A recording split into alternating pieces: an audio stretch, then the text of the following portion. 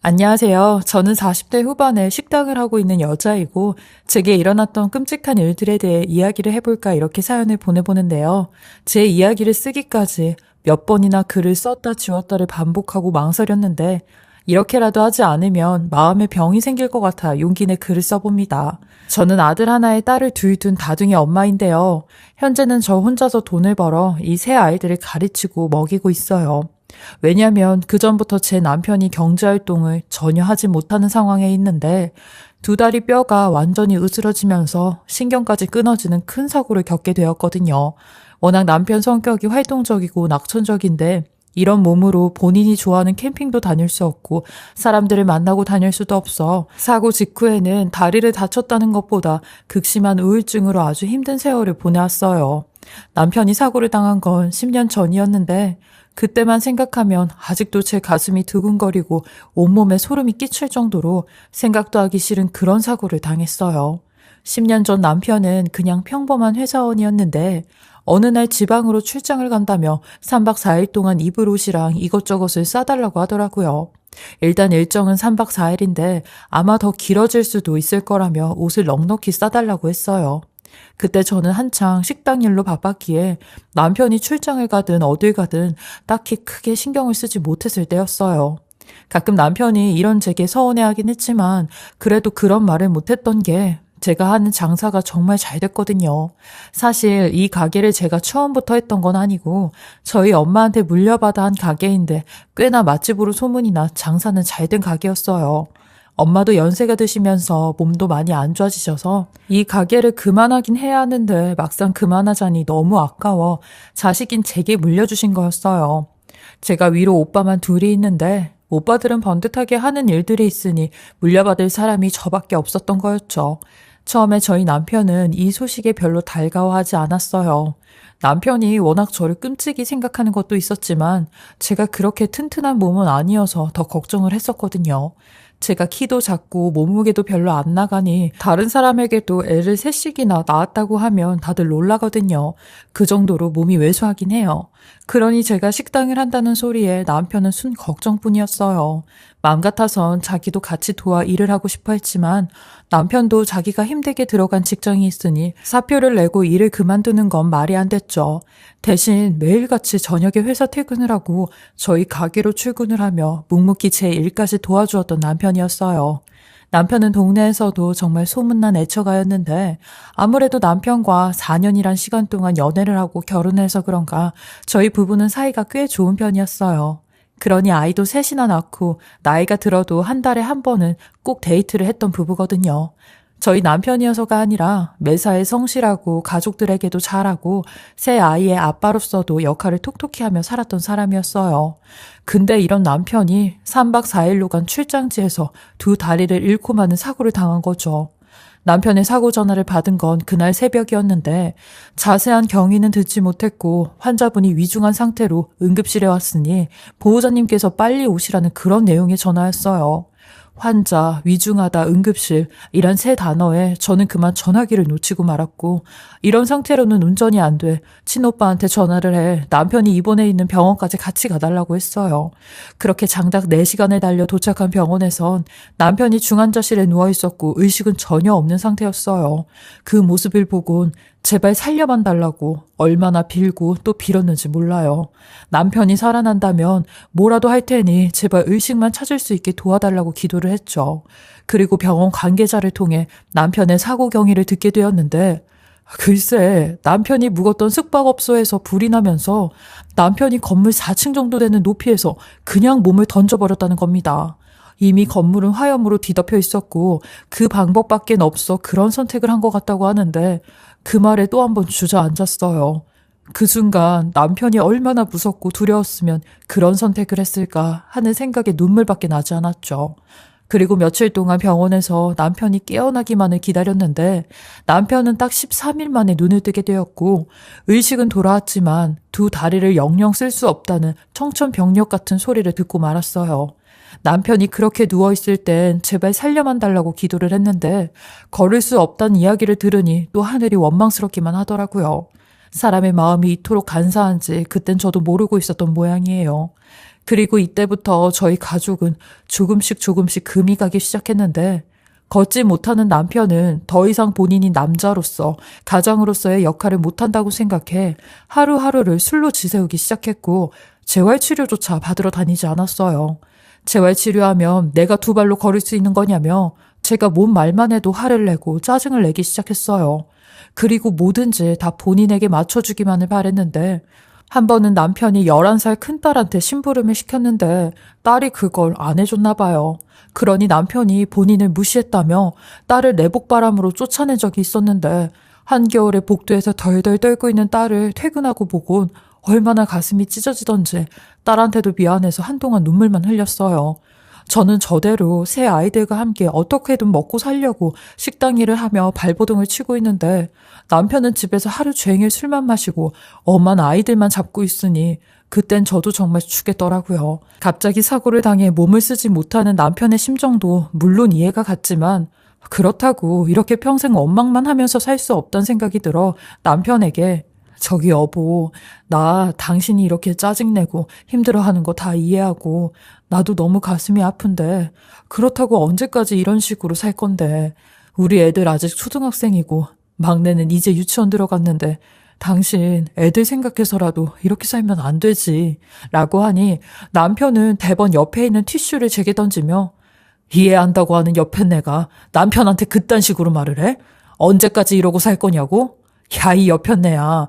나라고 이렇게 살고 싶어서 이래? 다 자식 마누라 먹여 살리려고 일하다가 이런 사고를 당한 거 아니냐고. 그럼 고맙다고 미안하다고 하면서 떠받들이기도 모자랄 판에 하늘 같은 지아비를 잡고 있어? 너도 내가 이렇게 병신이니 웃음냐? 라고 소리를 지르는데 이런 남편에게 지쳐 이혼 얘기까지 꺼내들었습니다. 내가 당신이 웃었으면 여태까지 살았겠어? 나도 당신이 이럴수록 아주 지치고 기운 빠져. 나는 나름대로 이겨내려고 하는데 당신은 아니잖아. 나라도 당신 대신 우리 애들 지키려면 이혼하고 헤어지는 게 맞는 것 같아. 내일이라도 시어머니한테 당신 데리러 오라고 연락할 테니까 그렇게 알아. 라며 맞대응을 했죠. 사실 이혼할 마음은 추호도 없었지만 이렇게라도 해서 남편이 제 마음을 좀 알아주었으면 했어요. 그러니 그제서야 남편도 제 말에 미안하다며 본인 마음은 그게 아닌데 자꾸만 다르게 표출이 되었던 것 같다며 이혼은 절대 안 된다고 하더라고요. 그렇게 저희 부부는 한 2년 정도 힘든 시기를 보냈는데 남편이 변화를 한 시점이 하나 있었던 게 저희 시어머니가 치매를 앓으시면서부터 변화를 하기 시작하더라고요. 외아들인 남편이 본인 몸도 성취하는데 시어머니를 돌보겠다며 자발적으로 나서기 시작했어요. 저는 굳이 그럴 필요가 있냐고 하니 남편이 그제서야 원래 자기 모습대로 되돌아온 듯 내가 아파 보니까 알겠더라. 환자 간호하는 게 얼마나 힘든 일인지. 당신도 나 때문에 많이 힘들었잖아.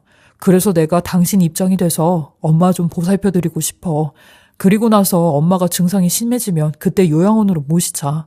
라고 하는데 어차피 시어머니를 저희 집에 모시려고 해도 새 아이들 때문에 지낼 곳이 없어 제가 사비로 저희 동네랑 가까운 곳에 15평짜리 아파트를 하나 얻어드렸어요. 남편도 이 부분에 대해선 굉장히 고마워하고 미안해했죠. 하지만 저는 남편이 더 걱정이 되었는데 막상 또 시어머니를 돌보는 걸 제가 보니 저보다 남편이 더 잘 돌보더라고요. 그래서 그 모습을 보고 마음이 좀 놓여 그렇게 하라고 했습니다. 다행인 게 저희 시어머니께선 예쁜 치매셔서 사람을 그렇게 힘들게 하진 않으셨거든요. 그렇게 남편은 점심쯤 나가 저녁 5, 6시쯤 집에 돌아오는데 오전부터 점심까지는 요양보호사가 오셔서 시어머님을 돌봐드리기에 남편은 그 외의 시간에 가서 어머님과 함께 있었죠. 남편은 매번 점심에 시어머니 집에 가기 전에 전동 휠체어를 타고 저희 가게에 들려 반찬과 밥을 3인분씩 싸갔는데 1인분은 남편이 먹고 2인분은 시어머니가 드신다고 하였는데 남편이 시어머니 식사를 돕다 보면 흘리는 게 절반이라고 저보고 넉넉히 싸달라고 한 거거든요. 남편은 이런 꾸준한 생활을 한 5년 가까이 해왔고 저희 가족도 많이 안정이 되고 이 상황을 받아들이며 다시금 웃음이 넘치는 집처럼 살고 있었어요. 근데 이런 저희 가족을 질투라도 하듯 제게 자궁경부암이라는 암이 찾아오게 되었어요. 어느 날 갑자기 배가 아파 병원을 찾아가게 되었는데 내과에서는 별다른 소견이 보이지 않는다며 건강검진을 언제 했냐고 물으시더라고요. 그때 제 나이가 43살이었는데 5년 전에 받고 안 받았다고 하니 전체적으로 건강검진을 받아보라고 하여 검진을 받게 되었는데 거기서 자궁경부암인 걸 알게 되었죠. 43살의 암이라니 정말 제 인생에 별일이 다 있구나 싶어 인생이 허무하기까지 하더라고요. 대체 내가 무슨 죄를 그리 많이 지었길래 남편에 이어 나까지 이런 고통을 주나 싶었어요. 다행히 수술은 잘 되었는데 그때 남편의 모습을 보곤 다시 한번 느꼈던 게 이 사람이랑은 영원히 살아야겠다는 사실을 깨닫게 되었어요.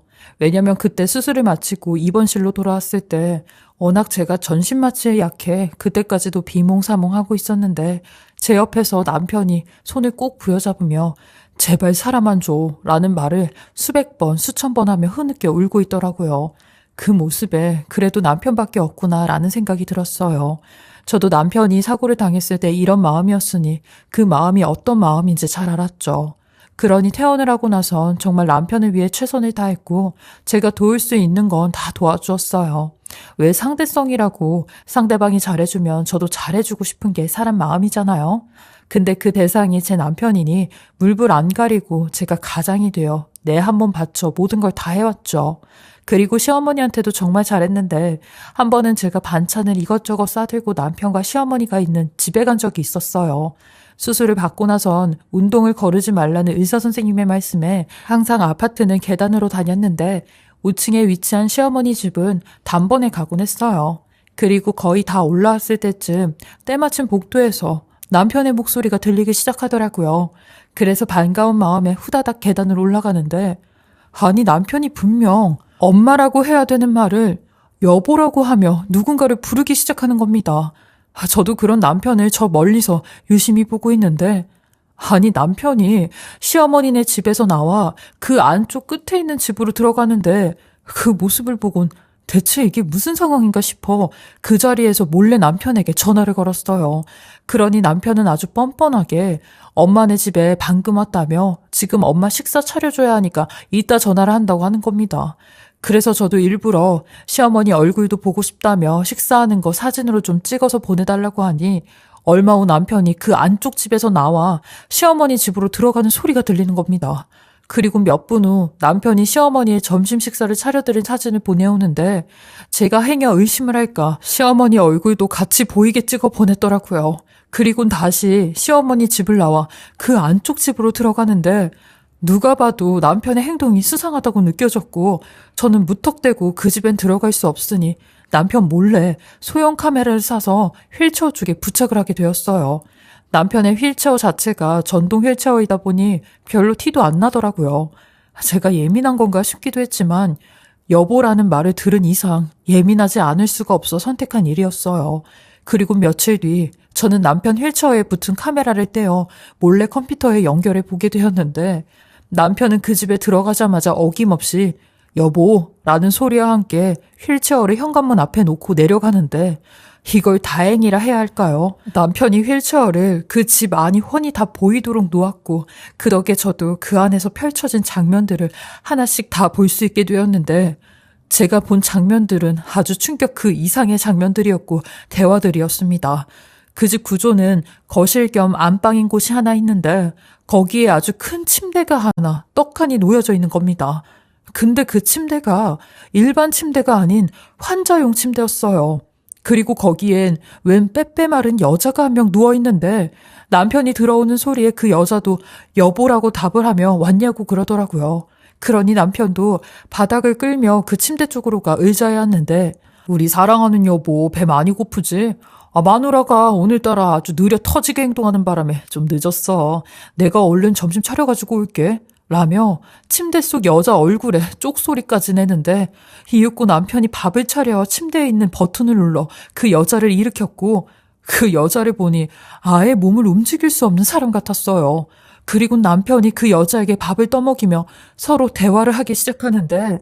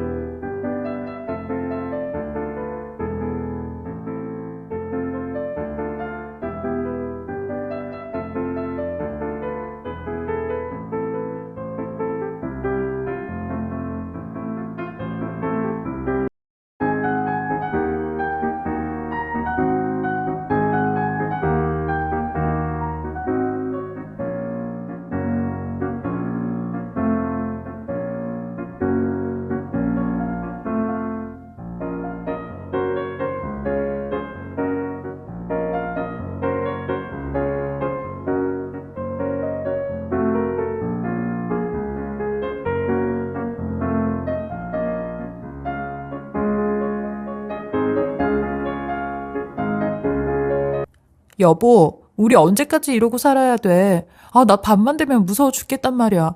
낮에는 이렇게 여보가 와서 괜찮은데 저녁에 여보가 가버리면 내가 얼마나 외로운지 알아? 전화도 못하고 문자도 못하고 아, 나 진짜 이러다 죽겠어. 라고 하니 남편이 그래도 여보, 지금처럼 편한 게 어딨어. 만약에 우리가 같이 이런 사고가 안 났더라면 우린 이미 불륜 사이라고 들키고도 남았을 거야. 근데 이런 사고 덕분에 마누라 감시도 안 받고 우리 여보랑 이렇게 알콩달콩하게 하루 종일 붙어 있을 수 있는 거지. 그리고 마누라가 벌어가지고 오는 돈으로 우린 뒤에서 마음 편히 몰래 쓰면서 살 수도 있고 얼마나 편하고 좋아. 그래서 내가 이혼을 안 하는 거잖아. 우리 일단 조금만 더 참자. 마누라가 그 자궁경부암 걸린 거 언제 또 재발할 줄도 모르고 언제 저 세상으로 갈 줄도 모르니까 조금만 참고 있자. 만약에 마누라가 저 세상 가버리면 그 식당도 우리 거 되는 거고 마누라 앞으로 있는 그 재산도 싹 다 우리 거 되는 건데 그때까지만 우리는 건강 잘 챙기면서 이렇게 몰래 만나고 있자. 이것도 추억 쌓는 것 같고 좋잖아? 라고 하는 겁니다. 그러니 그 여자도 하긴 그건 그런 것 같다며 우리는 그런 사고로부터 더 끈끈해진 사이 아니냐며 밥 다 먹고 얼른 내 침대 위로 올라오라는 말까지 하는데 그 뒤는 다들 상상하시는 그런 일이 벌어졌고 저는 그걸 보고 말이 안 나와 그 자리에 몸이 굳어버렸어요. 대체 내가 뭘 듣고 뭘 본 거지? 라는 생각에 어딜 한 대 세게 맞은 듯 했고 일단은 저 둘의 대화 내용을 종합해봐야겠다 싶었어요. 근데 종합을 하면 할수록 저 혼자서는 감당이 안 되더라고요. 10년 전 그 사고라면 그 사고 현장에 남편뿐만이 아니라 저 여자도 함께 남편과 있었다는 건데 그 말즉슨 그 숙박업소에서 둘이 같이 있다 그런 사고를 당했다는 말이었죠. 거기에 남편 놈은 본인보다 더 크게 다친 저 여자를 위해 자그마치 10년 동안 절 숨기고 여태 저러고 있었다는 건데 저는 정말 말이 안 나왔어요. 어떻게 그걸 10년이나 숨길 수 있는지, 아니 그것보다 훨씬 전부터 그 여자에 대한 존재를 숨길 수 있는지 너무 화가 났습니다. 얼마나 치밀하고 얼마나 절 얕봤으면 시어머니네 집 옆에 질세컨을 갖다 둘 수 있는지, 그것도 내 돈까지 쓰며 이딴 짓을 하고 있을 수가 있는지 피가 거꾸로 솟는 기분이었습니다. 그리고 나서 남편놈이 그 집을 찾아가는 시간에 들이닥쳤는데 제 추측은 딱 100% 맞아 떨어졌죠. 남편놈은 제 얼굴을 보곤 지까지 깜짝 놀라 말을 더듬기 시작하는데 저는 그런 남편놈을 그 여자가 있는 침대까지 끌고 와 니네 둘이 벌인 짓 여기 다 녹화되어 있으니까 발뺌할 생각하지 말고 제대로 짓거리라고 했어요. 그러니 제가 모르고 있던 짓까지 술술 불기 시작하는데 더 놀랄 일들이 많았네요. 글쎄 제가 시어머니 아파트를 하라고 준 돈으로 남편놈은 그 여자의 집을 얻어주었다는데 말이 안 나왔죠. 그리고 시어머니 집은 본인 시골에 있는 땅을 팔아 집을 얻어준 거였고요. 그 말에 저는 남편놈을 쳐다보고 악을 쓰며 당장 이혼하자고 소리소리를 질렀어요. 너 같은 놈을 뭐라고 하는 줄 아냐며 너는 분리수거도 안 되는 쓰레기라고 했죠. 근데 남편놈 아주 몸만 시원찮지 저 머리 굴리는 건 내 눈까지 다 보이는데 저보고 합의 이혼이 아닌 이혼 소송을 하자고 하더라고요. 그래야 지도 깨끗하게 물러날 수 있다고 하는데 저는 그런 남편놈을 향해 야, 이 버러지 같은 놈아, 소송에서 네가 이기든 지든 재산 분할 반반씩 해가는 거 알고 이혼하자고 하는 거지. 근데 그거 어쩌냐? 나는 이미 내 재산 뒤로 다 빼놨는데 너만 머리 쓸 줄 알지? 나는 네 머리 꼭대기에 있는 사람이야. 라며 소리를 쳤어요. 10년 전부터 절 속이고 바람을 핀 주제에 제 재산까지도 탐을 내는 그 인간이 정말 괘씸하고 발칙하더라고요. 저는 남편이 당연히 소송을 하자고 할 걸 알고 미리 선수를 쳐놨는데 남편이 들어두었던 보험까지 가압류를 하여 소송 준비를 아주 철저하게 먼저 하고 있었어요. 그리고 소송하면서 알게 된 몇 가지 사실들이 더 있었는데 남편의 상간녀인 그 여자는 10년 전 남편이 회사를 다닐 때 남편 회사에 갓 입사한 신입 여직원이었다는 사실도 알게 되었어요. 그 존재를 알고는 어이가 없어 더 기가 막혔죠. 결국 1년간의 이혼 소송 끝에 그놈의 유책 사유가 분명해 저는 승소를 하였고 위자료까지 받을 수 있게 되었어요.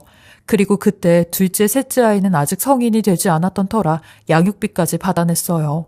또 제가 시어머니 집을 명목으로 해주었던 아파트가까지 전부 다 돌려받게 되었죠. 이렇게 상처뿐인 영광으로 이혼을 하게 되었는데요. 그놈은 저와 이혼 후 그 여자와 곧바로 재혼을 하였다고 들었어요. 정말 대단한 수뇌보라 생각이 들었네요.